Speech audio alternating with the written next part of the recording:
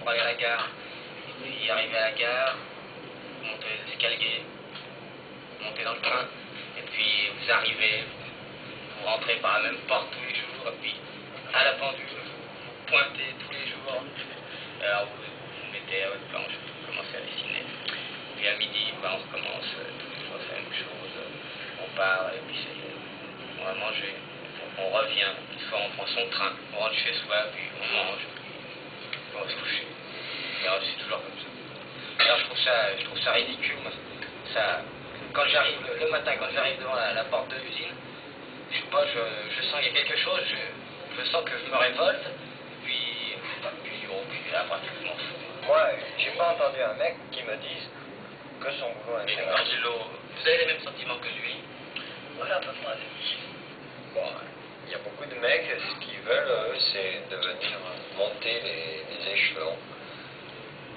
Donc, vous voyez, devenir technicien. De technicien, enfin, ils pensent devenir, je sais pas, ingénieur, peut-être. Alors, ils suivent des cours. C'est ça qu'ils espèrent. Mais quitter pour aller pour faire les marchés, il y en a beaucoup qui quittent pour faire les marchés. Puis ils reviennent. Il y en a qui quittent pour aller monter un commerce. Bon, il y en a qui réussissent, il y en a d'autres qui réussissent pas, ils reviennent.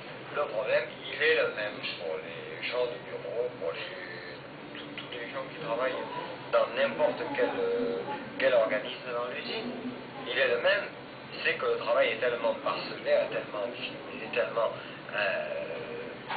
arrivé à être si petit, si on veut, qu'on arrive à faire un travail qui est monotone et qui est emmerdant et qui est toujours le même. Je pense que moi je fais 24 heures par jour. Parce que on fait 9 heures par jour, c'est vrai.